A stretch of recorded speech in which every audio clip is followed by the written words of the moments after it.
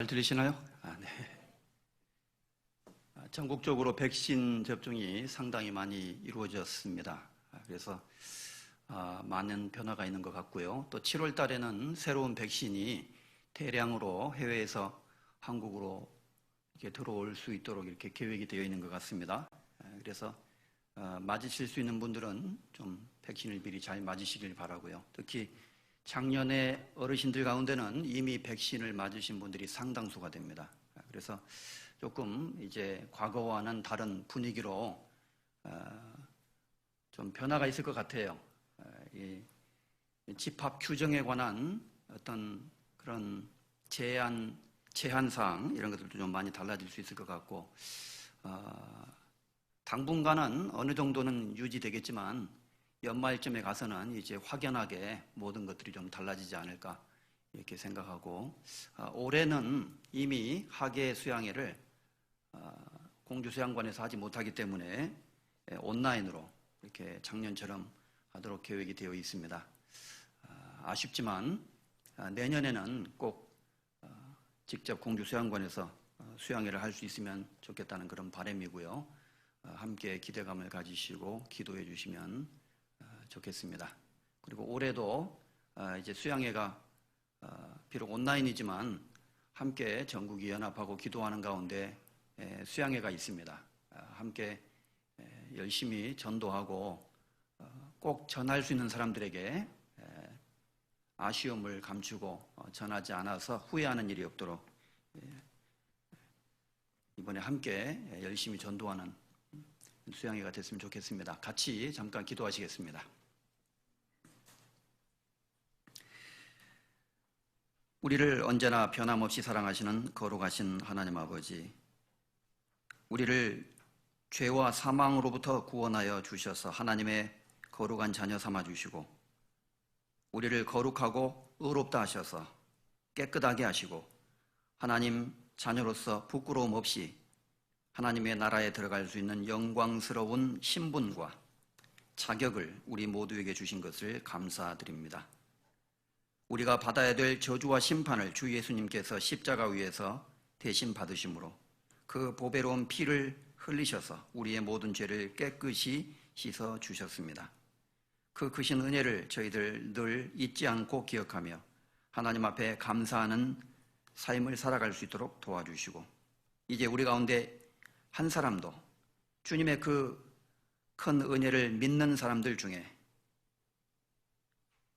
자기를 위해서 살거나 자기만을 위해서 죽는 어리석은 사람이 없도록 우리 각 사람을 그리스도 안에서 인도하여 주시기를 원합니다.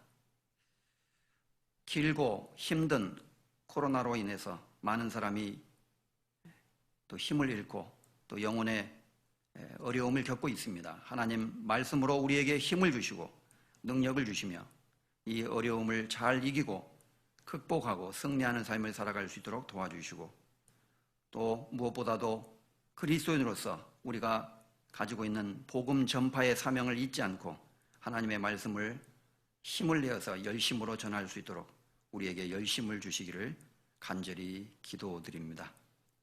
우리 마음과 우리의 삶 속에 하나님 앞에 합당치 못한 부끄러운 죄가 있습니까?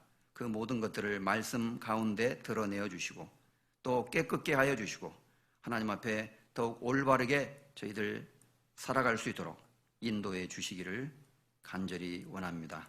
병중에 있는 성도들 위로해 주시고 또 마음의 시험과 고통과 갈등 가운데 있는 성도들 혹 있다면 하나님께서 하나님의 은혜와 사랑으로 그 마음을 부드럽게 하시고 또 힘과 용기를 주셔서 주 앞에 살아갈 수 있는 힘을 더욱 크게 얻을 수 있도록 인도해 주시기를 또한 하나님께 간구드립니다. 계속되는 집회 가운데 주님께서 함께해 주시기를 또한 기도드립니다. 내일부터 있게 될 낮전도 집회, 올해 처음으로 낮전도 집회를 준비했습니다.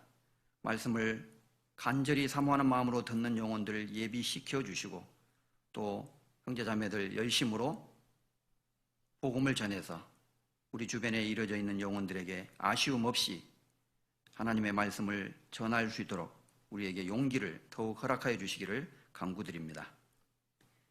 7월 달에 예비되어 있는 전국 하계 수양회에도 하나님께서 함께 하시고 온라인으로 진행되는 말씀이지만 많은 영혼들이 말씀을 듣고 주님의 사랑을 깨닫고 구원받아 하나님께 영광이 되고 또 우리 교회가 더욱 힘있게 나아갈 수 있도록 인도해 주시기를 하나님 앞에 간절히 간구드립니다.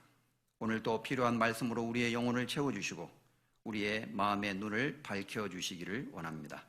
우리를 언제나 변함없이 사랑하시는 우리 주 예수 그리스도의 이름으로 감사하며 기도드렸습니다. 아멘.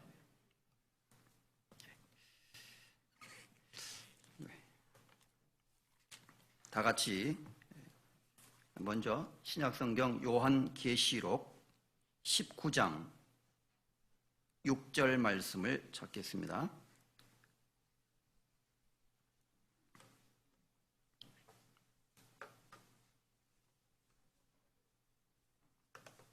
요한계시록 19장 6절 말씀, 페이지수로 419페이지 되겠습니다. 또 내가 들으니 허다한 무리의 음성도 같고 많은 물소리도 같고 큰 뇌성도 같아서 가로되 할렐루야 주 우리 하나님 곧 전능하신 이가 통치하시도다. 우리가 즐거워하고 크게 기뻐하여 그에게 영광을 돌리세. 어린 양의 혼인기약이 이르렀고 그 아내가 예비하였으니 그에게 허락하사 빛나고 깨끗한 세마포를 입게 하셨은즉 이 세마포는 성도들의 옳은 행실이로다 하더라. 이 성경을 잡아놓으시고 이사야서를 한 구절 더 읽겠습니다. 이사야서 59장 1039페이지.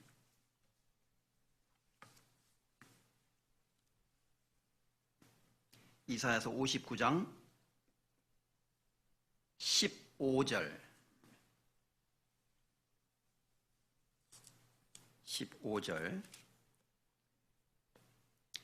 제가 읽겠습니다. 성실이 없어짐으로 악을 떠나는 자가 탈취를 당하는도다.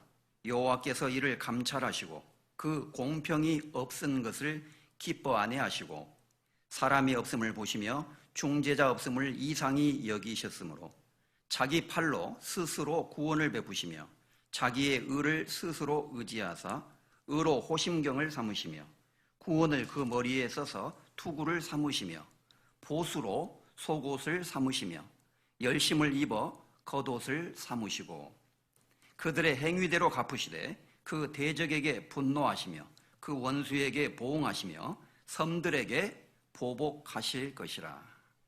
서방에서 여호와 이름을 두려워하겠고 해돋는 편에서 그의 영광을 두려워할 것은 여호와께서 그 기운에 몰려 급히 흐르는 하수같이 오실 것이미로다. 여호와께서 가라사대 구속자가 시온에 임하며 야곱 중에 죄과를 떠나는 자에게 임하리라. 오늘은 요한계시록과 이사야서 두 본문의 말씀을 중심으로 주님의 옷과 성도의 옷, 이런 제목을 가지고 한 시간 말씀을 상고해 보겠습니다. 이미 지난 시간에 말씀드린 대로 이 요한계시록에서는 하나님께서 옷에 관한 말씀을 반복적으로 말씀해 주심으로써 구원받은 그리스도인들의 하나님 앞에서의 신분, 그리고 우리의 상태, 그리고 우리의 모습이 어떠하며 어떠해야 된다는 것을 말씀해 주셨습니다. 성경에서는 구원받은 사람은 흰옷을 입은 사람들로 표현이 되어 있습니다.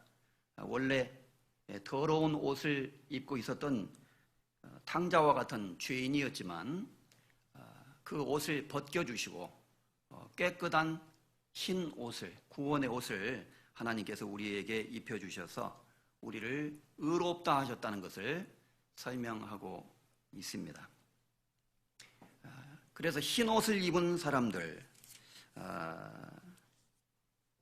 계시록 3장 4절에는 이제 그 구원받은 사람들이 흰 옷을 입은 사람으로서 계속해서 흰 옷을 입은 사람답게 정결하고 깨끗한 그리스도인으로서의 삶을 살아가는 모습을 또한 흰 옷을 입고 다닌다, 이렇게 표현을 하셨습니다. 그래서 4대 교회 중에 그 옷을 더럽히지 아니하고 흰 옷을 입고 나와 함께 다니는 자들이 있을 것이다, 이렇게 말씀하심으로써 구원을 받았을 뿐만 아니라 합당한 신앙생활을 함으로써 하나님과 동행하는 그리스도인의 모습을 흰 옷을 입고 다닌다, 이렇게 표현하셨고, 라오디게아 교회의 성도들에게는 그들이 구원을 받았지만 열정을 잃어버렸고, 구원받은 사람이었지만 구원받지 않은 사람처럼 세상과 섞여서 이렇게 어중간하게 살아가는 그리스도인의 정체성을 잃어버린 그러한 사람들이 많이 있었고, 따라서 라오디게아 교회는 뜨겁지도 않고 차갑지도 않고 미지근한 열정을 잃어버린 그런 교회의 모습을 가지고 있었기 때문에 주님은 라오디게아 교회에게 말씀하시면서 너는 흰 옷을 사서 입어 너의 벌거벗은 수치를 보이지 않게 하라. 마치 그 흰 옷을 이제 원래 입었지만 그 옷을 잃어버렸기 때문에 다시 그 옷을 다시 입으라는 표현처럼 들리지만 이것은 구원을 잃어버릴 수 있다는 표현이 아니고요. 구원은 받았지만 구원받은 사람으로서의 정체성, 그리고 올바른 모습을 상실한 그리스도인들에게 다시 하나님의 은혜를 회복하고 구원의 기쁨을 회복하고 그리고 그 기쁨과 능력 속에서 살아가야 된다는 것을 말씀하셨던 것입니다. 그래서 흰 옷을 사서 입어서 부끄러움을 보이지 않게 하라. 예수님은 제자들에게 검을 팔아 옷을 사라, 이렇게 말씀하신 적도 있었어요. 옷을 팔아 검을 사라, 이렇게 말씀하신 적이 있었죠. 너희의 옷을 팔아서 검을 사라. 검은 하나님의 능력을 말하는 것인데 우리가 가지고 있는 육신의 것을 팔아서 하나님의 능력을 사라는 그런 의미로 말씀하신 것이 틀림이 없습니다. 그래서 성경에는 이 여러 가지 표현들이 나와요. 옷에 관한 많은 표현들이 나오는데 특히 이 요한계시록에는 흰 옷을 입은 성도들, 깨끗한 옷을 입은 성도들의 모습을 계속 말씀하시고, 주님이 오실 때 자기 옷을 지켜 벌거벗고 다니지 않는 자는 복이 있을 것이다, 이렇게 말씀하심으로써 구원을 받았을 뿐만 아니라 하나님이 우리에게 주신 그 구원의 옷, 흰 옷을 잘 지키고 구원받은 사람답게 올바로 살아가야 될 것을 또 말씀하셨습니다.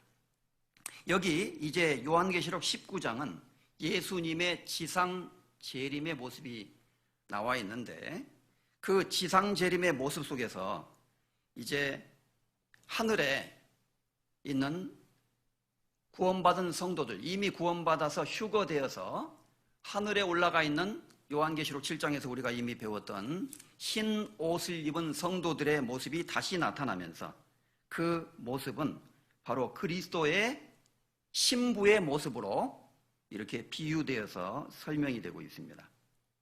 흰 옷을 입은 성도들이 누구냐 하면은 바로 어린 양이신 예수 그리스도의 신부된 구원받은 사람들, 교회를 설명하고 있는 것이죠. 그래서 여기 7절에 우리가 즐거워하고 크게 기뻐하여 그에게 영광을 돌리세 어린 양의 혼인 기약이 이르렀고 그 아내가 예비하였으니 그에게 허락하사 빛나고 깨끗한 세마포를 입게 하셨은즉 이 세마포는 성도들의 옳은 행실이로다. 여기 어린 양의 신부인 교회의 모습이 나타나 있고 그 교회는 깨끗하고 흰 세마포를 입고 있었다, 이렇게 말씀하고 있죠. 우리가 결혼식 때 신부가 입는 그 웨딩드레스가 흰색이잖아요. 흰색은 순결을 상징하고 거룩함을 상징하는 겁니다. 그 신부의 깨끗한 모습을 표현하고 있는 것이죠. 이처럼 구원받은 성도들은 과거에 죄인이었지만 우리가 구원받음으로 말미암아 의로운 사람이 되었고 하나님이 이제 우리를 거룩한 사람으로 여겨주신다는 사실, 그리고 구원받은 이후에도 우리는 구원받은 사람답게 그리스도인으로서의 정체성을 잃지 않고 세상에서 구별되어서 합당하고 올바른 삶을 살아가는 그러한 모습을 깨끗하고 흰 세마포를 입고 있는 신부의 모습으로 이렇게 표현한 것입니다. 그래서 요한계시록 전체에 계속적으로 옷에 관한 말씀이 나타남으로써 우리 구원받은 그리스도인들이 하나님 앞에서 의롭다함을 받은 자이고, 또한 그렇기 때문에 의로움 행실 가운데서 의롭다함을 받은 사람답게 올바른 삶을 살아가야 된다. 그것을 강조해서 말씀하시고 있죠. 성도들에게 입힌 그 세마포는 성도들의 옳은 행실이라, 이렇게 성경이 해석을 하고 있잖아요. 그 세마포는 바로 구원받은 사람의 올바른 행실을 말한다. 그래서 이 세상의 빛의 자녀로서 예수 그리스도의 사람으로서 구원받은 그리스도인들은 합당하고 올바르게 하나님의 자녀답게 이 세상을 살아가야 된다는 것을 말씀하고 있습니다. 자, 그런데 성경에 보면, 오늘 이사야서 59장의 말씀에 보면 하나님도 그리고 예수 그리스도께서도 옷을 입고 계시는 것처럼 묘사가 돼 있어요. 이 옷은 이 세상에서 누구나 입는 것이기 때문에 그 옷이 의미하는 바를 누구든지 쉽게 이해할 수 있기 때문에 하나님께서 옷에 대한 비유를 여러 차례 이 성경 전체에서 사용해서 말씀하셨다고 생각이 듭니다. 이사야서 59장에 보면 하나님의 모습, 인간을 구원하시는 예수 그리스도의 모습도 하나님이 준비하신 특별한 옷을 입고 있는 모습으로 이렇게 나타나 있습니다.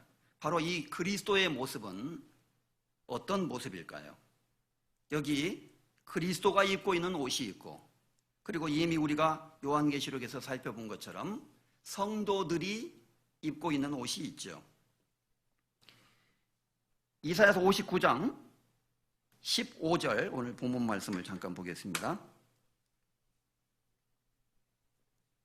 성실이 없어짐으로 악을 떠나는 자가 탈취를 당하는도다. 여호와께서 이를 감찰하시고 공평이 없은 것을 기뻐 아니하시고,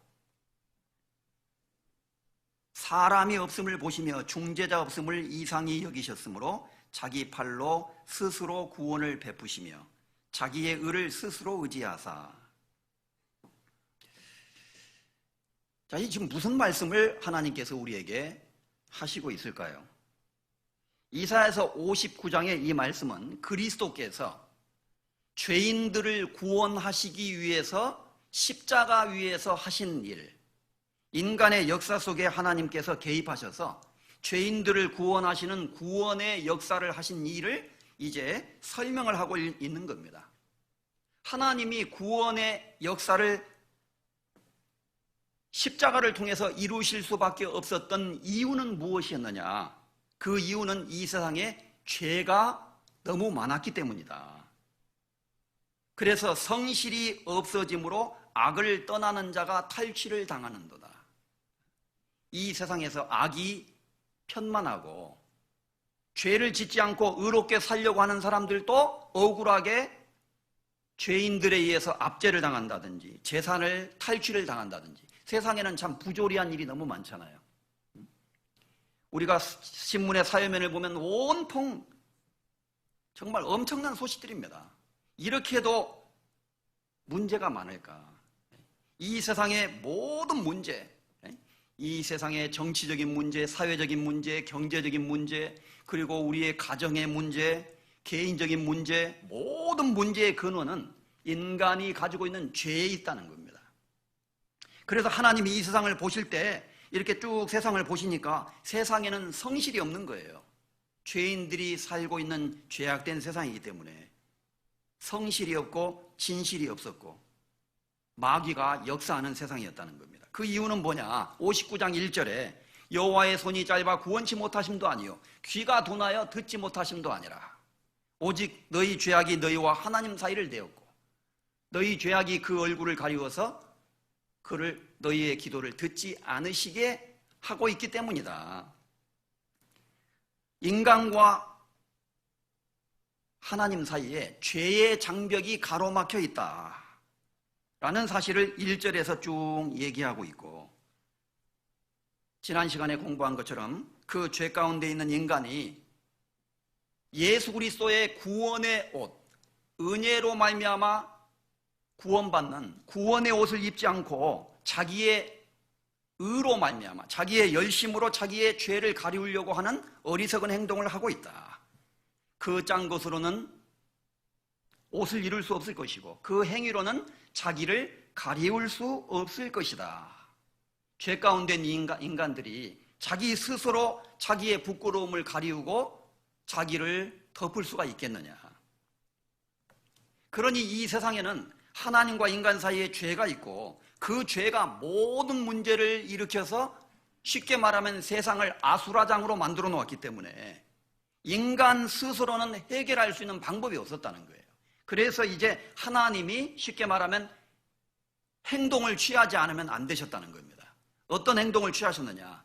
이제 하나님이 마귀를 정복하고 사탄의 세력을 십자가로 정벌하시는 십자가의 전쟁을 일으키시길 원하셨다는 거예요.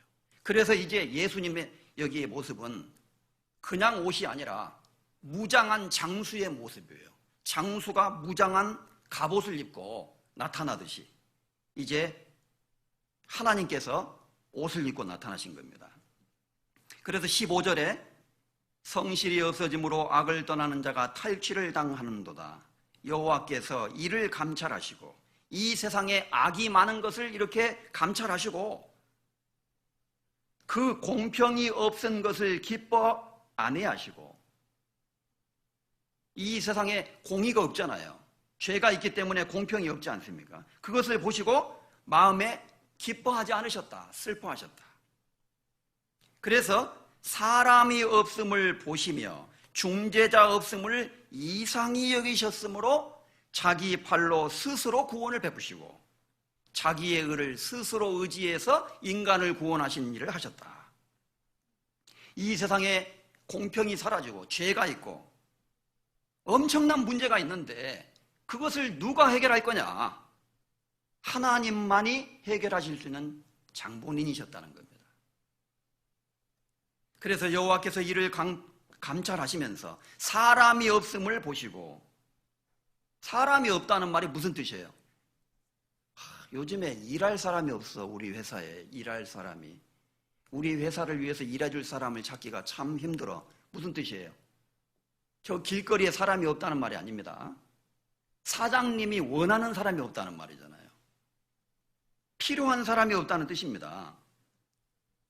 사람이 없음을 보시며 중재자 없음을 이상히 여기셨으므로 사람들 가운데, 이 세상의 인간들 가운데는 그 누구도 이 죄의 문제를 해결할 수 있는 사람이 한 사람도 없었다는 거예요. 그래서 하나님이 스스로 자기 팔을 의지해서,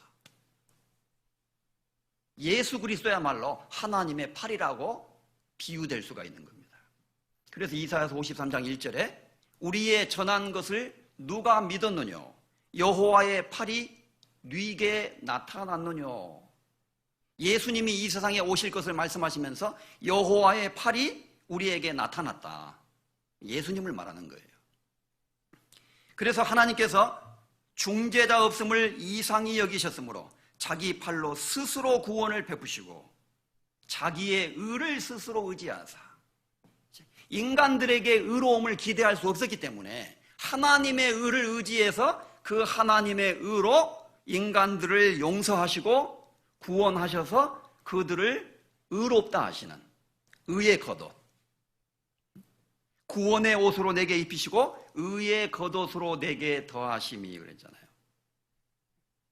믿음으로 말미암아 의롭다함을 얻게 될 것을 말하는 겁니다. 그래서 이제 행동을 취하신 거예요. 17절에 의로 호심경을 삼으시며 구원을 머리에 써서 투구를 삼으시고 보수로 속옷을 삼으시며 열심을 입어 겉옷을 삼으시고 그들의 행위대로 갚으시되 그 대적에게 분노하시고 그 원수에게 보응하시며 섬들에게 보복하실 것이라. 여기 하나님께서 입으신 옷의 모습은 얼른 우리가 봐도 전투복이잖아요. 전투복. 구원의 투구를 쓰시고 그 다음에 의의 호심경, 호심경이란 말이 상당히 어려운 말이에요. 심장을 보호하는 갑옷, 이런 뜻이에요. 그래서 영문 번역에는 breastplate, 이 가슴 부위를 에워싸는 갑옷을 말하는 겁니다. 옛날에 기사들 보면은 중세 영화 같은 데 보면요, 마지막 철제 갑옷을 입기 전에 안에다가 쇠사슬 모양으로, 그물 모양으로 된 이렇게 조끼처럼 갑옷을 탁 입어요, 먼저. 그리고 마지막 철제 갑옷을 입죠. 그 안에 심장이 중요하기 때문에 심장을 보호하는 갑옷을 따로 입었습니다. 문자 그대로는 그것을 말하는 거예요. 그래서 예수 그리스도께서는 의의, 공의의 갑옷을 입으시고 구원을 써서 투구로 삼으시고, 그리고 보수의 속옷을 삼으시며, 속옷으로는 보수란 말은 보복을 말하는 거예요. 보복. 누구에 대한 보복이냐? 하나님의 역사를 대적하는 사탄에 대한 보복. 죄를 통해서 인간을 유혹하고 인간을 넘어뜨려서 지옥으로 끌고 가는 마귀에 대한 복수심. 하나님의 역사를 에덴 동산에서부터 그르쳤던 그 사탄의 역사에 대한 복수심을 가지고 예수 그리스도께서 사탄을 정벌하러 나타나신 거예요. 그리고 그들의 행위대로 갚으셔서 그들에게 분노로서 되갚아 주실 것이다. 사탄이 최후에 심판을 당하고 정복을 당할 것을 이렇게 말씀하고 있는 겁니다. 자, 그래서 여기 바로 예수 그리스도의 모습도 옷을 입은 모습으로 이렇게 표현이 되어 있는 겁니다. 골로새서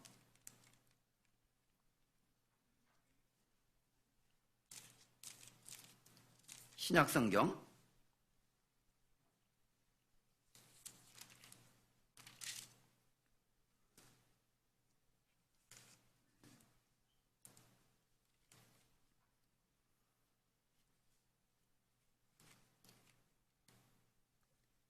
2장 14절,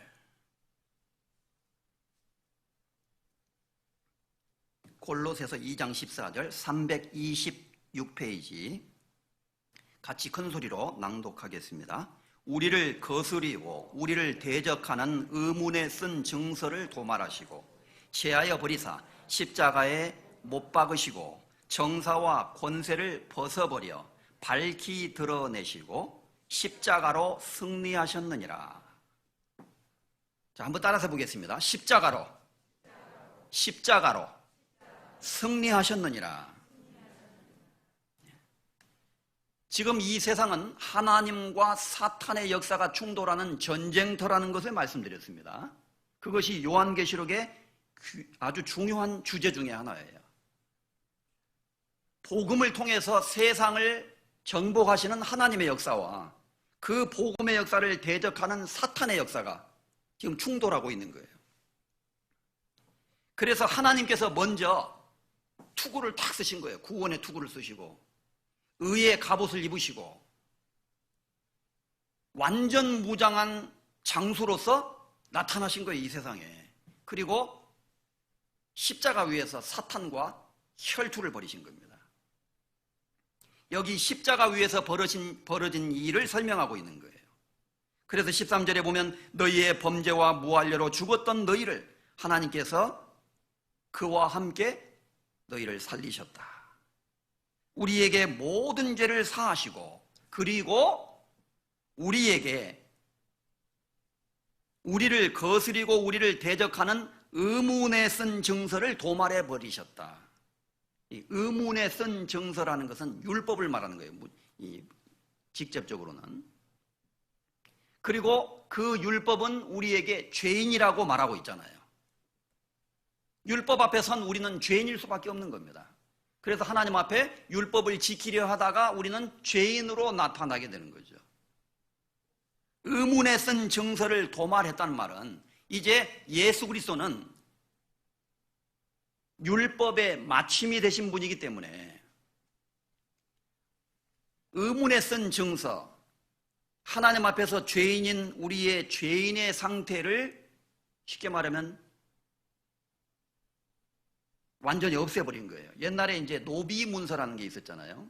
어떤 사람이 노비문서에 이름이 기록되어 있어요. 그럼 노비입니다. 그 사람을 풀어줄 때 노비문서를 불태워버리고 이 사람은 더 이상 이제 노비가 아닙니다. 이렇게 풀어주는 경우가 있어요. 마치 그렇듯이 그 사람에게 새로운 신분을 주고 공식적으로 그 사람이 새로운 사람이 되었다는 것을 말했던 겁니다. 예수님께서 십자가 위에서 하신 일은 무엇이냐? 의문에 쓴 정서를 도말해 버리신 거다. 그래서 죄인 문서, 노비 문서처럼 죄인 문서에 기록되어 있었던 내 이름이 있었잖아요. 거기에 그 문서를 예수님이 찢어버리신 거예요. 의문에 쓴 정서를 도말해 버리신 겁니다.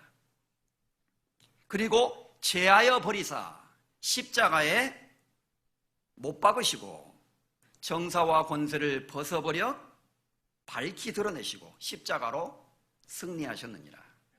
여기서 정사와 권세는 종묘정사 이런 표현을 쓰는데 세상에 있는 정치자들, 정치 세력을 말하는 것이 아니라 성경에서는 하늘에 있는 악의 영들을 말하는 거예요. 사탄의 정사, 사탄의 정권, 타락한 사탄의 세력을 정사와 권세로 많이 표현하고 있습니다. 이 신약성경에서는. 그래서 정사와 권세를 벗어버려서 밝히 드러내시고 십자가로 최종적으로 승리하셨다. 좀 표현이 어려워요. 정사와 권세를 벗어버렸다. 다른 번역에는 쉽게 번역되어 있는데 정사와 권세를 무장해제시키시고 그들을 정복해서 최종적으로 승리를 쟁취하셨다. 여기서 벗어버렸다는 말은 그들을 무력화시켰다는 걸 말하는 거예요. 어떻게? 이미 말씀드렸죠. 지난번 말씀 시간에 우리가 배웠죠. 성경 창세기에 여자의 후손은 뱀의 머리를 상하게 하실 거라고 창세기에 예언이 되어 있었어요.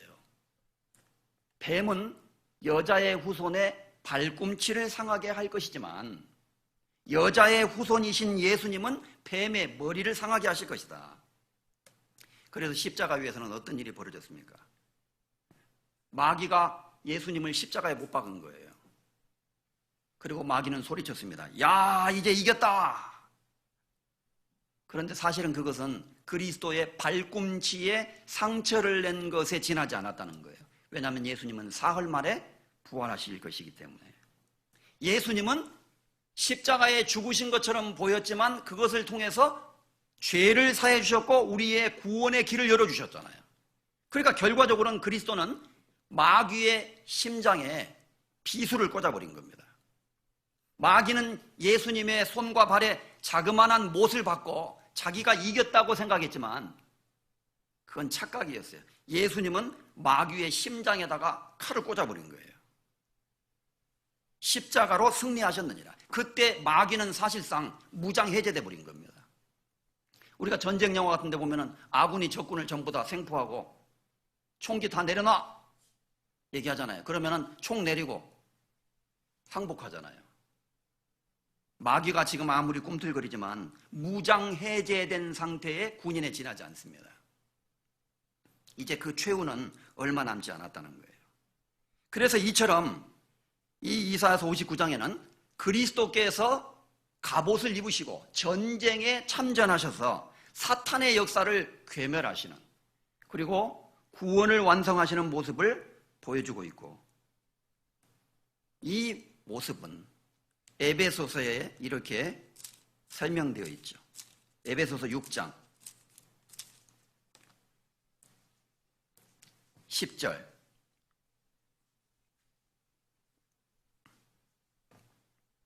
(316페이지입니다) 6장 10절 316페이지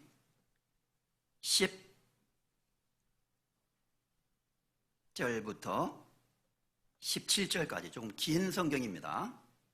정말로 너희가 주 안에서와 그 힘의 능력으로 강건하여지고 마귀의 괴계를 능히 대적하기 위하여 하나님의 전신갑주를 입으라.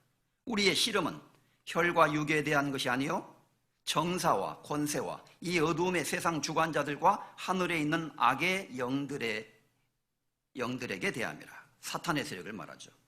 그러므로 하나님의 전신갑주를 취하라. 이는 악한 날에 너희가 능히 대적하고 모든 일을 행한 후에 서기 위함이라.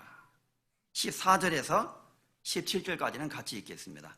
그런즉 서서 진리로 너희 허리띠를 띠고 의의 흉배를 붙이고 평안의 복음에 예비한 것으로 신을 신고 모든 것 위에 믿음의 방패를 가지고 이로써 능히 악한 자의 모든 화전을 소멸하고 구원의 투구와 성령의 검 곧 하나님의 말씀을 가지라. 지금 구원받은 그리스도인들은 전쟁 중이다. 전쟁 중. 그런데 이 전쟁은 우리가 전쟁하면은 전쟁터에서 생각하는 전쟁을 연상하잖아요. 그런데 성경을 쭉 보면은 왜 갑자기 여기서 전쟁 얘기가 나올까? 앞에 에베소서에서 쭉 얘기하면요, 교회 얘기가 나오잖아요. 그 다음에 구원받은 그리스도인들의 삶에 대해서 말합니다. 5장에 보면. 그래서 구원받은 사람들은 아내는 남편에게 복종해야 되고 남편은 아내를 그리스도께서 교회를 사랑하신 것처럼 사랑해야 되고, 그리고 이 세상의 가정에서도 자녀는 부모를 순종하고 공경해야 된다. 그리고 부모는 주의 교양과 훈계로 자녀들을 가르쳐야 된다. 그리고 직장에서 남의 밑에 있는 사람들은 자기 상전에게 죽게 하듯 해야 된다. 종들아, 성실한 마음으로 육체의 상전에게 순종하라. 쭉 얘기하다가 갑자기 하늘의 영에 대한 전쟁의 모습이 나오잖아요. 연관이 되어 있는 것 같아요. 다시 말해서 전쟁터는 다른 곳에 있는 곳이 아니라 우리의 삶 속에 있다는 겁니다.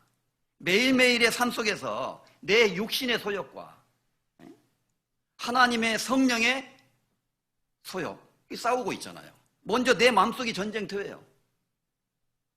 그래서 내 육체는 육신이 원하는 것을 하려고 하고, 성령은 하나님의 말씀으로 마땅히 내가 무엇을 원하고 무엇을 추구하고 살아야 될 것을 말씀하시고 가르쳐 주시잖아요.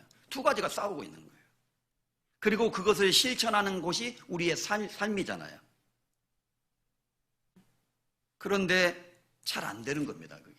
그래서 우리는 가정에서 남편과 아내 사이에도 전쟁이 있다 말하자면, 남편과 아내가 싸운다는 의미에서가 아니고 부모가 자녀와 싸운다는 의미에서 전쟁이 아니고 그 인간의 관계 속에서 하나님이 주신 명령에 순종하고 내 위치를 지키고 그리스도인으로서 합당하게 살아갈 거냐, 아니면 하나님의 명령이 있지만 그것을 어기고 내 육신대로 마음대로 살아갈 거냐. 다시 말해서 근본적으로는 하나님의 뜻과 내 육체의 소욕이 싸우는 전쟁터가 남편과 아내의 관계 속에서도, 부모와 자식 간의 관계 속에서도, 그리고 직장에서는 상사와 아랫사람의 관계 속에서도 전쟁은 계속되고 있다는 거예요. 그래서 우리는 하나님의 전신갑주를 취하고 마귀와의 싸움터에 예수 그리스도가 우리의 대장 되셨으니 그 뒤를 따라서 나가야 된다. 그런데 갑옷을 입지 않고 나가는 장수는 없잖아요. 어떤 군사가 아무런 무장도 안 하고 무조건 나가면은 죽는 겁니다. 그래서 갑옷이 필요하다.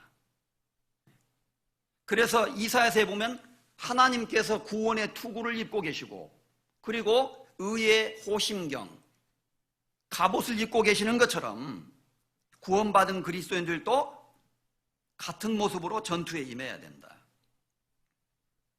그래서 여기 보면은 진리로 너희의 허리띠를 띠고 의의 흉배를 붙이고, 여기 의의 흉배라는 말이 이사야서 59장에 호심경이란 말하고 똑같은 말이에요. 단어가 다르게 표현될 뿐이에요. 똑같은 의미입니다. 하나님께서, 그리스도께서 의의 호심경을 입고 계시듯이 구원받은 그리스도인들도 같은 마음으로 의의 흉배를 붙이고 복음에 예비한 것으로 신을 신고 믿음의 방패를 가지고, 자, 여기는 몇 가지가 더 나오죠. 그리고 구원의 투구를 쓰고, 그리고 중요한 것, 성령의 검 곧 하나님의 말씀을 가져라. 갑옷만 입고 있는 것이 아니라 무기를 들고 있잖아요, 무기를. 그래서 구원받은 그리스도인들은 하나님과 같은 모습으로 옷을 입고 살아야 된다. 이렇게 성경 전체에서 우리에게 가르쳐 주시고 있습니다. 우리 구원받은 그리스도인들이 입어야 할 옷이 바로 어떤 옷인가를 우리가 조금 엿볼 수가 있죠. 좀 차근차근 몇 가지를 생각해 보고 싶은데, 성경에 보면 먼저 하나님이 입고 계신 옷이 있어요. 이제까지 말씀드린 내용을 다시 정리해서 좀 생각을 해보고 싶습니다. 하나님은 이러이러한 옷을 입고 있다. 그래서 우리도 그와 같은 모습으로 이러이러한 옷을 입고 이렇게 살아가야 된다. 성경은 그렇게 우리에게 말씀하고 있습니다. 첫째, 하나님은 어떤 옷을 입고 계실까요? 하나님이 입고 계신 옷. 성경 시편 104편 한번 찾아보죠.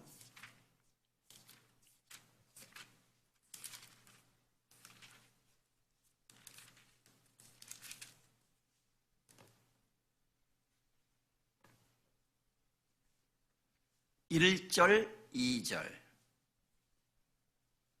104편 1절 2절입니다. 내 영혼아 여호와를 송축하라. 여호와 나의 하나님이여, 주는 심히 광대하시며 존귀와 권위를 입으셨나이다. 2절 같이 읽겠습니다. 주께서 옷을 입음같이 빛을 입으시고 하늘을 휘장같이 치시며.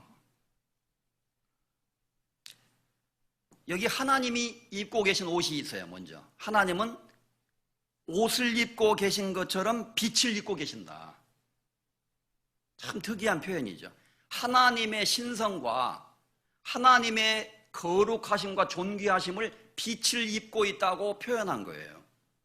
그래서 디모데전서 6장에 보면 하나님은 가까이 가지 못할 빛에 거하시고 아무 사람도 보지 못하였고 또 볼 수 없는 자신이 그에게 존귀와 영광을 돌릴지어다. 그는 인간이 감히 가까이 갈 수 없는 빛 가운데 계신다 그랬어요. 하나님의 거룩하심을 말하는 겁니다. 그래서 성경에서 빛은 어두움과 반대되는 개념으로서 거룩하고 깨끗한 순결한 모습, 그리고 존엄한 모습, 먼저 하나님의 속성을 설명하는 겁니다. 하나님은 빛의 갑옷을 입고 계시는 거예요. 요한복음 1장에도 각 사람에게 비치는 빛이 있었나니 예수님을 빛이라고 말씀하셨거든요. 그러니까 구원받은 그리스도인들에게 하신 말씀 중에 그리스도를 빛으로 말씀하시고 하나님을 빛으로 말씀하심으로써 우리는 근본적으로 빛의 자녀라는 것을 가르쳐 주시려고 하는 거예요. 그래서 에베소서에서는 우리를 빛의 자녀라고 부르고 있는 거죠. 하나님이 빛이신 것처럼, 예수님이 빛이신 것처럼 구원받은 그리스도인들도 빛의 자녀다. 따라서 예수님이 빛의 갑옷을 입고 계신다고 할 수 있는 거예요. 변화산상에서 예수님이 기도하러 변화산상에 올라가셨을 때 복음서의 기록에 보면 예수님의 옷이 흰 광채가 나면서 변했죠. 너무나 하얗게 찬란한 빛을 입으신 모습으로 예수님이 기도하실 때 그 모습이 변했다고 되어 있거든요. 그 모습은 바로 예수님은 거룩하신 분이라는 것을 우리에게 보여줬던 겁니다. 그 예수님의 모습, 빛의 옷을 입고 계신 예수님의 모습은 바로 성도의 모습을 예표적으로 보여준다는 겁니다. 로마서 13장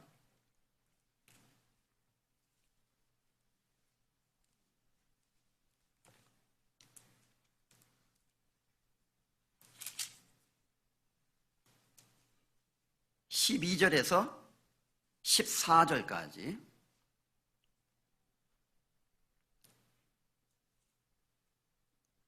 258페이지 로마서 13장 12절에서 14절까지 같이 읽겠습니다. 밤이 깊고 낮이 가까웠으니 그러므로 우리가 어두움의 일을 벗고 빛의 갑옷을 입자. 낮에와 같이 단정히 행하고 방탕과 술 취하지 말며 음란과 호색하지 말며 쟁투와 시기하지 말고 오직 주 예수 그리스도로 옷 입고 정욕을 위하여 육신의 일을 도모하지 말라. 한번 따라서 해보겠습니다. 오직 주 예수 그리스도로 옷 입고. 크게 해보세요. 이왕 하시는 거. 주 예수 그리스도로 옷 입고 정욕을 위하여 육신의 일을 도모하지 말라. 하나님께서 빛을 갑옷처럼 입고 계시는 것처럼 구원받은 그리스도인들은 빛의 자녀라는 것을 잊지 말고 합당하고 올바른 모습으로 살아가야 되지 않겠느냐. 빛나고 깨끗한 세마포는 성도들의 옳은 행실이다. 그래서 여기 방탕, 술취함, 음란, 호색, 쟁투, 시기, 욕심을 가진 사람의 전형적인 모습이에요. 구원받기 이전에는 우리는 전부 다 그러한 모습으로 육체의 욕심을 따라 행하며 우리 육체가 원하는 것을 하여 본질상 진노의 자녀이었더니 구원받기 전에는 우리의 삶은 이런 모습으로 도배됐다는 겁니다. 성령이 없었기 때문에, 하나님의 사랑이 그 힘이 없었기 때문에 구원받기 이전에 죄인들의 모습은 이러한 모습 속에서 살아가게 된다는 거죠. 그러나 이제 우리는 더 이상 그 더러운 옷을 계속 입고 다녀서는 안 되지 않겠느냐. 그러니까 그것을 벗어버리자. 어둠의 일을 벗고 빛의 갑옷을 입자. 주 예수 그리스도로 옷 입자. 사람이 옷을 입으면요 행동을 함부로 못합니다. 그 남자들이 하는 말이 있어요. 예비군복 입으면요 어떻게 되는 줄 아세요? 엉망됩니다. 세상에서는 다 체면이 있고 위신이 있잖아요. 예비군복 입으면 잘 모르거든요. 그러니까 사람들이 마음대로 행동한다는 거예요. 아무데나 침 뱉고 막 욕도 하고 막 더러운 행동도 하고. 예비군복 딱 벗고 일상으로 돌아가서 평상복으로 갈아입으면 함부로 행동을 못 하는데 예비군복을 입으면 달라진다는 거예요. 그 한 가지 생각나는 거 없으세요? 구원받은 그리스도인들이 예수 그리스도로 옷 입으라고 그랬는데 세상에 나가면 그 옷을 벗고 나가는 사람이 있어요. 교회 올 때는 예수 그리스도 옷 입고 와. 교회당 바깥으로 나가는 순간 그 옷을 벗어 제쳐요. 그리고는 세상 옷으로 딱 갈아입는 거예요. 세상 옷으로 딱 갈아입으면 세상 사람처럼 행동됩니다. 그러니까 어디로 가든지 나는 예수 그리스도라는 옷을 입고 있다는 것을 기억해야 된다. 지금 네가 무슨 옷을 입고 있다는 것을 생각하라.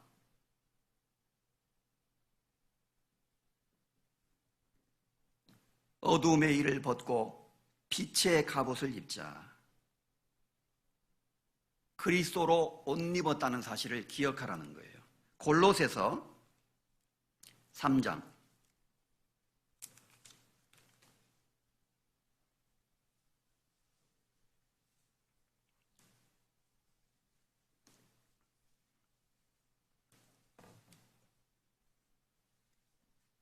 12절에서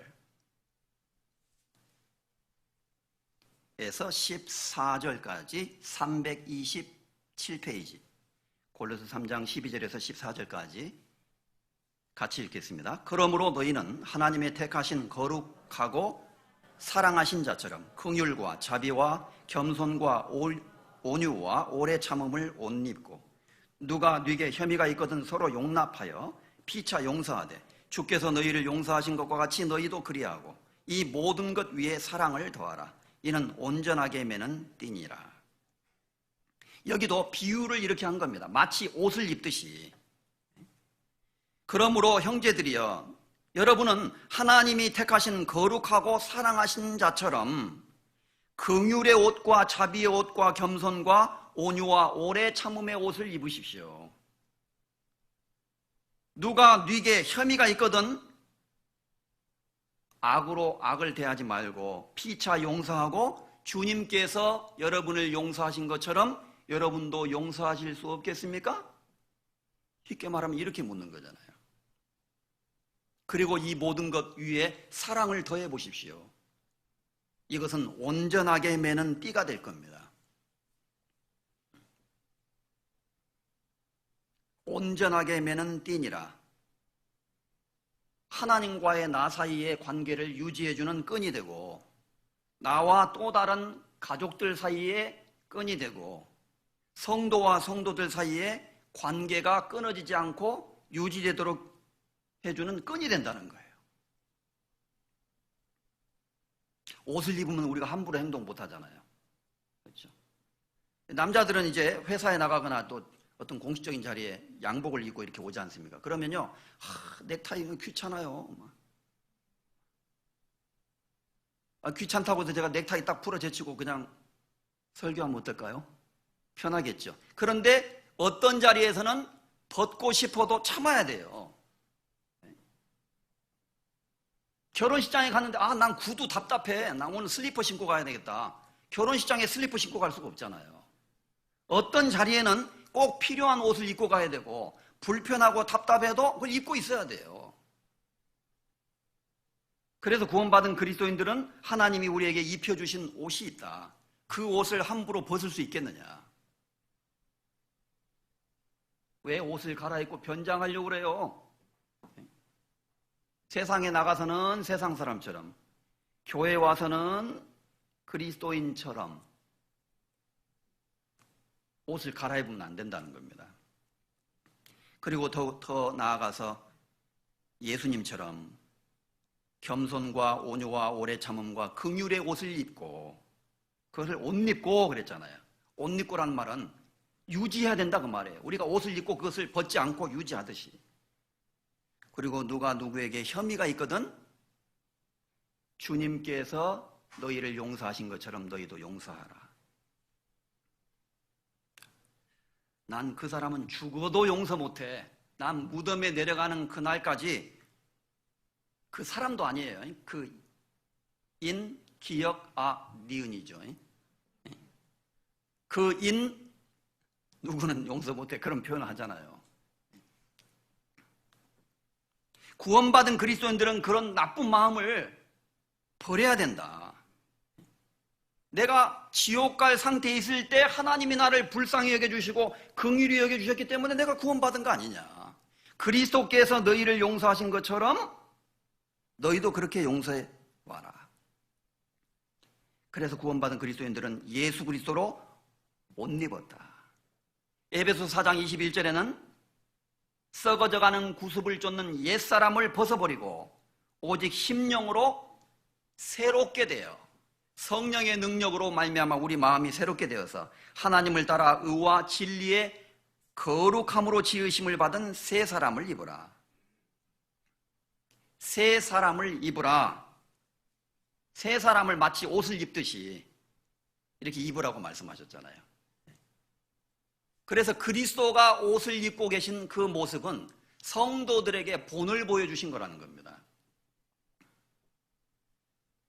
아직 나의 모습은 너무나 연약하고 너무나 부족하지만 하나님께서 나에게 입혀주신 거룩한 옷, 그 옷을 지켜야 되는 거예요, 우리가.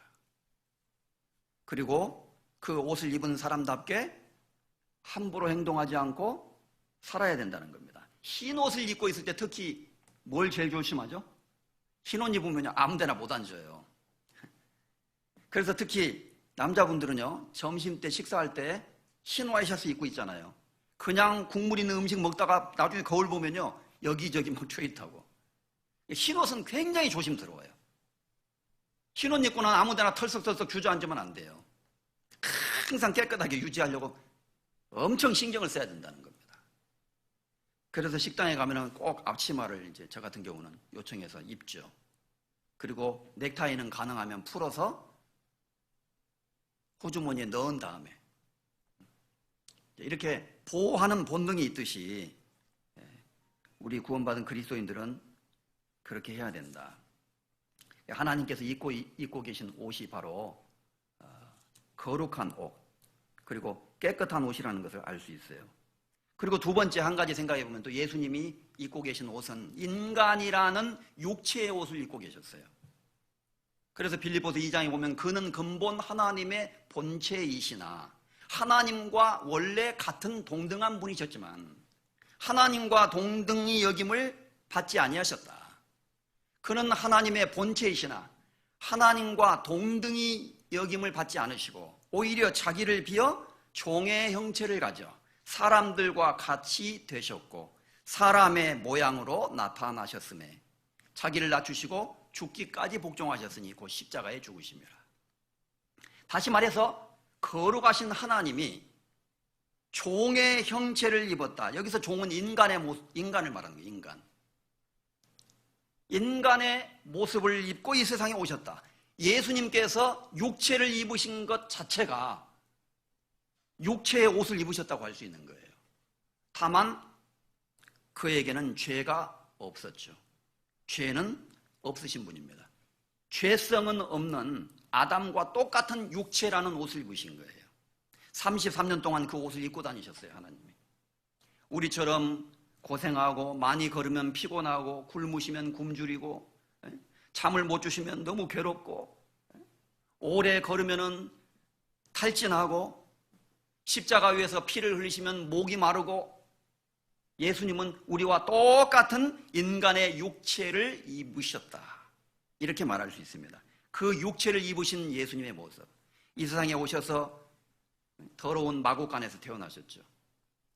가난한 목수의 아들로 육신적으로는 목수의 집안에서 탄생하셨죠. 그는 주 앞에서 자라나기를 연한 순 같고 마른 땅에서 나온 줄기 같아서 고운 모양도 없고 풍채도 없은즉 우리 보기에 흠모할 만한 아름다운 것이 없도다. 예수님의 출생이 미천한 평범한 가정에서 출생하셨어요. 가난한 사람의 모습을 옷으로 입었다고 할 수 있는 거예요. 그분의 그 모습, 그리스도께서 입으신 육체의 모습은 바로 순종의 옷을 말하는 겁니다. 순종의 옷. 히브리서 2장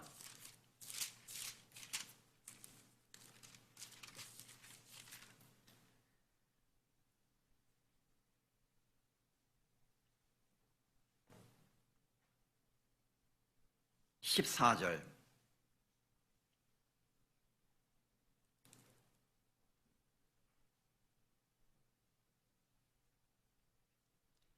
히브리서 354페이지입니다. 14절 자녀들은 혈육에 함께 속하였으며 그도 또한 한 모양으로 같은 모양으로 혈육에 속하심은 사망으로 말미암아 사망의 세력을 잡은 자 곧 마귀를 없이 하시며 또 죽기를 무서워함으로 일생에 매여 종노릇하는 모든 자들을 놓아주려 하심이라. 자녀들은 혈육에 속한 것처럼 자기도 또한 한 모양으로 혈육에 속하심은 인간과 같은 모습으로 혈과 육의 육체를 입으신 것은 그런 뜻이에요. 혈과 육이 있는 인간의 육신의 옷을 입으신 것은 이유가 뭐냐? 17절 그러므로 저가 범사의 형제들과 같이 되심이 마땅하도다. 이는 하나님의 일에 자비하고 충성된 대제사장이 되어 백성의 죄를 구속하심이라. 자기가 시험을 받아 고난을 당하셨은즉 시험 받는 자들을 능히 도우시느니라. 내용이 쭉 연결되어 있죠. 자녀들이 혈육에 속하였으면 여기 자녀라는 것은 인간들을 말하는 거예요. 우리 인간이 혈육에 속한 것처럼 예수님도 한 모양으로 혈육에 속하셨다. 인간의 모습을 입으셨다. 그 이유는 뭐냐? 마귀의 역사를 정복하시기 위해서. 그리고 17절에는 그가 범사의 형제들과 같이 되심이 마땅하도다. 우리 인간과 같은 모습으로 육체의 모습을 입고 오셨던 것이 마땅한 일이었다. 이는 하나님의 충성된 대제사장이 되어서 백성의 죄를 구속하십니다. 그러니까 인간을 구원하시는 구원의 일을 완성하시기 위해서는 하나님이 낮아진 모습이 되셔서 인간이라는 종의 육체, 인간의 육체라는 옷을 입으실 수밖에 없었다. 이건 뭐냐? 자기를 버린 거다, 한마디로. 그 일로 말미암아 하나님의 충성된 제사장이 되셔서 백성들의 죄를 구속하시는 일을 하셨던 것이다. 히브리서 5장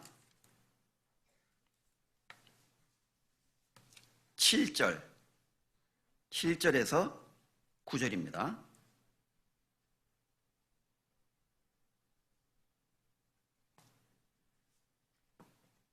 우리 잘 아는 말씀이죠. 그는 육체에 계실 때에 자기를 죽음에서 능히 구원하실 이에게 심한 통곡과 눈물로 간구와 소원을 올렸고 그의 경외하심을 인하여 들으심을 얻었느니라. 그가 아들이시라도 받으신 고난으로 순종함을 배워서 온전하게 되었은즉 자기를 순종하는 모든 자에게 영원한 구원의 근원이 되시고, 예수님께서 인간이라는 육체의 옷을 입고 오셔서 하셨던 일을 설명하시고 있습니다. 그는 육체에 계실 때 33년 동안 인간의 육체라는 옷을 입고 계실 때 자기를 능히 죽음에서 구원하실 이에게, 하나님 아버지에게 심한 통곡과 눈물로 간구와 소원을 올리셨다. 그는 한 인간 편에서, 인간의 입장에서 우리 모든 인간을 대신해서 그리고 대표해서 하나님께 간구를 올린 거다. 이것은 우리에게 보여주신 본이었다는 거예요. 본, 샘플. 그래서 그가 그 받으신 고난으로 순종함을 배워서 온전하게 되었은즉 자기를 순종하는 모든 자에게 구원의 근원이 되시고, 예수님은 하나님 아버지, 성부 하나님의 뜻에 순종하셨고, 우리는 예수 그리스도에게 순종하고, 이제 이런 의미죠. 자기를 순종하는 모든 자에게 영원한 구원의 근원이 되셨다. 그러니까 예수님이 성부 하나님의 뜻에 순종하신 것은 구원받은 성도들이 예수 그리스도의 뜻에 순종하는 것을 본으로 보여준 거다. 순종의 본을 보여주셨다고 말이에요. 순종의 본. 그래서 우리의 마음속에는 육체의 소욕이 있고 내 고집이 있고 내 생각이 있잖아요. 그러나 우리가 말씀을 배우고 교제를 하고, 그 이유가 무엇입니까? 하나님의 뜻을 알고 그 하나님의 말씀이 내 마음과 생각을 사로잡아 그리스도께 복종케 되는 거예요. 그래서 우리도 순종을 배우게 되는 겁니다. 그런데 이제 아직도 고집이 너무 세가지고 목이 너무 곧아요. 내 모습을 볼 때. 어린 애들도 어릴 때 뭐 훈련을 시키면 막 뻗팅기잖아요. 무조건 안 하려고 합니다. 그런데 시간이 지나면서 매도 맞고 또 자기가 이렇게 하면 스스로 안 된다는 것을 스스로 배우죠. 실수도 해보고. 가지 말라는데 꼭 가가지고 엎어져가지고는 울잖아요. 아, 그리 가면은 안 되는구나. 아는 거예요, 스스로. 그래서 우리도 이 세상에서 실수도 하고 잘못도 하고 실패도 해보지만 그것을 통해서 결과적으로는 하나님께 순종해야 된다는 것을 배우게 된다는 거예요. 예수님은 그냥 하늘 위에서 내가 너희를 구원하노라 그러고 구원해버리시면 안 돼요? 그렇게 안 된다는 겁니다. 반드시 그분이 인간의 모습으로 나타나셔야 되고, 인간과 같은 연약한 육체를 입으셔야 되고, 하나님의 뜻에 복종하셔야 되고, 순종하셔야 되고, 십자가에 죽으셔야 되고, 고난을 감내하셔야 되고, 하나님의 뜻에 순종하고 복종함으로 마귀의 시험을 이겨내셔야 된다는 겁니다. 그 결과로 십자가로 승리하셨느니라. 그러니까 그 모든 것은 구원받은 성도들에게 본을 보여주신 것이라고 할 수 있다. 그리스도께서 갑옷을 입고 사탄과 전투하고 있듯이 지금 우리 구원받은 그리스도인들도 빛의 갑옷을 입고 하나님의 전신갑주를 취하고 마귀와 전쟁 중이라는 사실을 잊지 말자. 그리고 그 전쟁은 저기 어디 들판에서 벌어진 전쟁이 아니라 바로 우리의 가정에서, 우리의 일터에서, 그리고 우리의 삶 속에서, 그리고 내 마음속에서 하나님의 전신갑주를 입고 성령의 검, 하나님의 말씀을 잡고. 그래서 다시 말씀드리지만 찰스 스펄전이라는 목사님은 그렇게 얘기했어요. 하나님께서 성령의 창, 곧 하나님의 말씀이라고 말씀하지 않으셨고 성령의 검, 곧 하나님의 말씀이라고 말씀하셨다. 그것은 아마도 마귀가 우리 가까이 있기 때문일 것이다. 창은 멀리 있는 적을 공격하는 거지만 검은 가까이에 있는 적을 공격하는 데 쓰는 무기잖아요. 사탄은 사실 생각보다 우리 가까이 있다. 늘 날 넘어뜨리려고 한다. 그러니까 우리는 그 검을 빼서 사용해야 된다 그 말이에요. 베드로전서 몇 구절만 더 찾겠습니다. 4장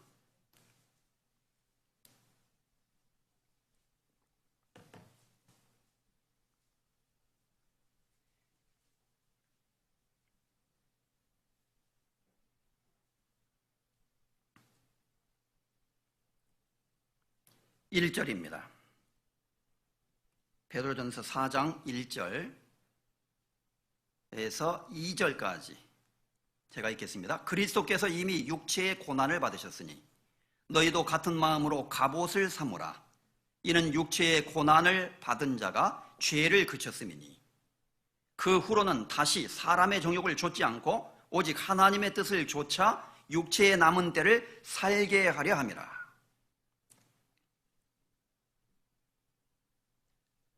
이 말씀에서 그리스도께서 이미 육체의 고난을 받으셨으니 너희도 육체의 고난을 받으라.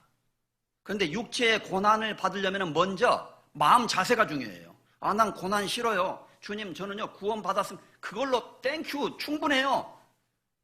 나 신앙생활 하는데 힘든 것은 내가 감당하기 싫거든요. 그냥 난 그대로 갈래요, 천국으로. 그건 얌체 같은 생각이라는 거예요.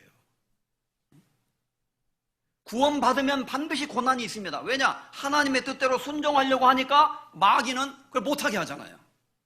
성령의 소욕이 있으면 사탄의 소욕이 있잖아요. 육체의 소욕이 있잖아요. 이 둘이 서로 대적하는 것이 있다는 거예요. 늘 전쟁터예요, 내 마음.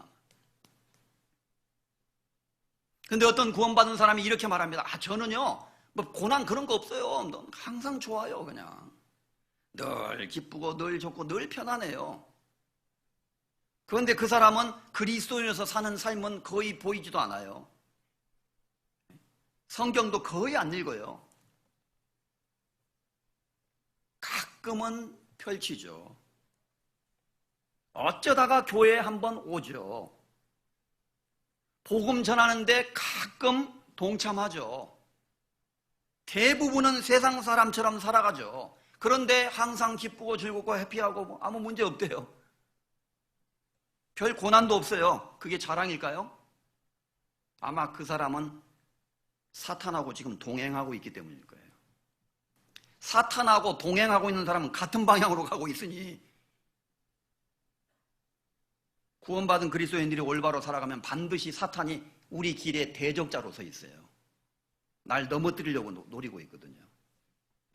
사탄은 반대편에 서 있습니다. 철로 역정에 보면 재미있는 표현이 나와요. 존 버년이 쓴 철로 역정에 이런 표현이 나오잖아요. 거기에 아볼론이라고 하는 요한계시록에 나오는 귀신이 있어요. 귀신. 십자가의 군병이 아볼론이라는 귀신하고 싸웁니다. 그런데 이 십자가의 군병이 갑옷을 입고 있어요. 갑옷을 입고 있는데 이 갑옷은 앞에만 보호해주지 뒤는 뻥 뚫려 있어요. 그러니까 무조건 앞을 보고 싸워야 돼요. 마귀를 대적하라 그랬잖아요, 성경에. 근데 이 갑옷을 입은 병사가 등을 보이면 뒤돌아서는 순간 뒤에는 갑옷이 없어요. 뚫려 있어요. 화살에 그냥 맞아서 죽게 되는 겁니다. 재미있게 표현한 소설 이야기지만 그 내용 속에 중요한 내용이 담겨 있는 것 같아요. 존 버년은 성경을 많이 읽었잖아요, 감옥 속에서. 철로 역정이 나온 거거든요. 역사상 성경책 다음으로 많이 읽힌 기독교 문학 작품입니다. 앞에는 보호되는데 뒤는 없는 거예요. 갑옷은. 구원받은 그리스도인들은 마귀를 대적하라 그랬어요. 마귀는 우리가 가는 길에 반대 방향에 서 있지 다른 곳에 있지 않습니다. 그런데 비겁하게 등을 돌리고 막 내빼면 등에 화살 맞아 죽는 거예요. 내가 그리스도인이라는 사실을 감추면 안 된다는 겁니다. 그런데 마귀가 또 성경 요한계시록에 보면 참소하는 자잖아요. 우리 형제들을 참소하는 자. 너 있잖아. 내가 네 삶을 다 알거든. 형편없어. 너 뭐 구원받은 사람이라고 하면서 뭐 그렇게 살아가냐? 에이, 창피하게. 그냥 너 구원받은 사람 아닌 것처럼 행동해. 부끄럽다. 그런가? 그래서 자기가 잘못한 것만 생각하고 마귀하고 짝짝꿍해요, 이게.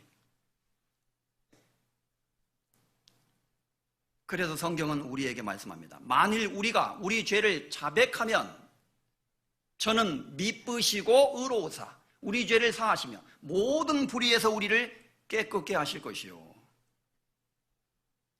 구원받은 이후에 우리에게 잘못이 있지만 그것을 뉘우치고 돌이켜야 돼요. 그리고 우리 죄를 하나님 앞에 자백하고 고백하면 저는 하나님은 미쁘시고 의로우신 분이기 때문에 미쁘신 분이다. 신실하신 분이시다. 그리고 의로우신 분이기 때문에 또 우리를 모른 채 하지 않으시고 다시 사하시고 용서해 주신다. 자기의 죄를 자복하고 하나님께 용서를 구하고 그리스도인이라는 사실을 다시 기억하고 살아가야 된다 그 말이에요. 아, 나 그동안 잘못 살았으니까 그냥 계속 잘못 살아버려요? 그러니까 삼손은 구원받은 사람이잖아요. 삼손이 막 들릴라에게 쏘갔죠. 그래가지고 이제 머리카락이. 제가 퀴즈 하나 내볼까요? 삼손보다 더 힘이 센 사람이 누굴까요? 사사기에 삼손보다 힘이 센 사람 한 사람 더 있어요. 마귀입니다. 마귀. 마귀가 들릴라를 통해서 삼손을 들어버렸어요. 마귀한테 들릴라.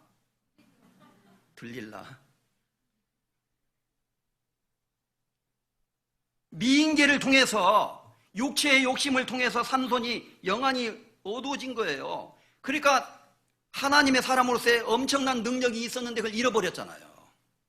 그런 면에서는 마귀가 삼손보다 잠깐 힘이 더 센 거예요. 그래서 삼손이 자기 신세를 생각해 보니까 다 기가 막힌 거예요. 그래서 하나님께 마지막에 기도하잖아요. 하나님, 제가 마지막 하나님께 이제 올바로 살겠습니다. 그렇게 기도하고 회개하고 힘을 달라고 기도하잖아요. 다곤 신전에 두 눈이 뽑혀가지고 기둥에 묶여 있는데 삼손이 괴력을 가지고 두 기둥을 꽝 밀어버리잖아요. 그래서 다곤 신전이 와르르 무너져서 삼손이 살았을 때 죽인 사람보다 다곤 신전을 무너뜨림으로 죽인 사람의 숫자가 더 많았다 그랬어요. 그래서 유명한 가방 삼소나이트 뭐가 느껴지지 않아요? 삼손과 같은 다이너마이트 같은 힘, 그만큼 튼튼한 가방이다 그 말이에요. 이름 참 잘 졌죠. 삼손한테 개런티도 안 내고. 어쨌든 그 삼손의 모습은 우리에게 분명히 교훈을 가져다 주는 겁니다. 그는 하나님 앞에 실패하고 육체적인 욕심에 따라서 계속 실패하는 삶을 살았지만 마지막에 하나님의 사람으로서 나시린으로서의 정체를 되찾았어요. 그리고 회개하고 뉘우치고 마지막은 좋았잖아요. 마지막은. 그래서 믿음의 사람으로 기록되는 겁니다. 이제 남아있는 시간이 얼마인지 우리도 모릅니다. 남은 시간 하나님 앞에 우리가 하나님 앞에 올바로 살아가야 되겠다. 그리고 예수님은 이사야서 59장에 다시 잠깐 찾아보겠습니다. 이사야서 59장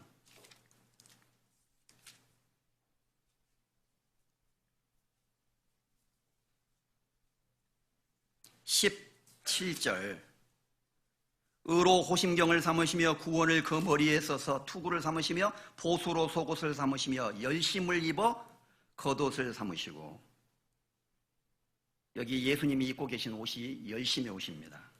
열심의 옷, 보수의 속옷, 사탄에 대한 복수심을 마음에 감추고 하나님의 때가 오기를 기다리고 마지막 재림하심으로써 사탄의 세력을 괴멸하시는 거예요. 그리고 그분은 열심으로 옷을 입고 계셨어요. 열심의 속옷. 예수님의 마음속에는 열심이라는 옷이 있었다는 겁니다. 만군의 여호와의 열심이 이를 이루시리라.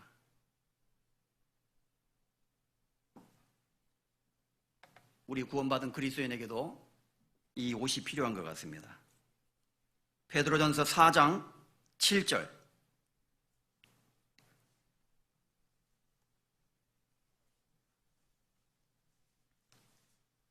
마지막으로 읽겠습니다. 베드로전서 4장 7절, 8절.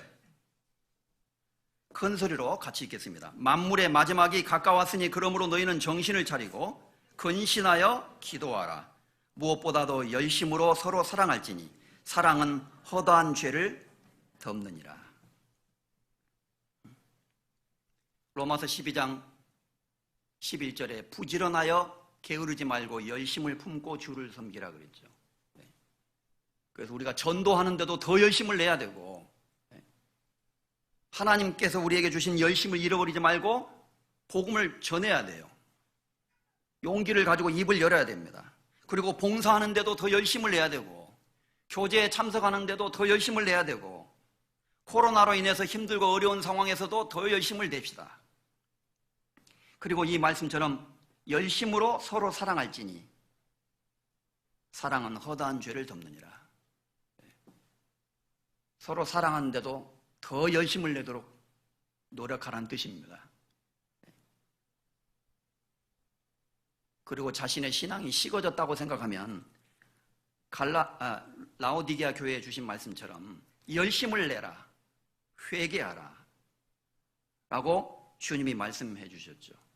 자신의 잘못을 뉘우치고 회개하고 돌이키는데 열심을 내야 돼요.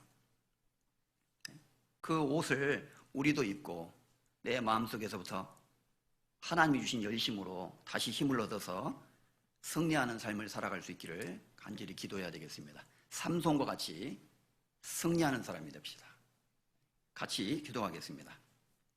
하나님 아버지, 오늘 우리가 그리스도인으로서 어떠한 옷을 입고 있으며 또 어떠한 옷을 입고 살아야 할지를 말씀을 통해 배우는 시간을 가졌습니다.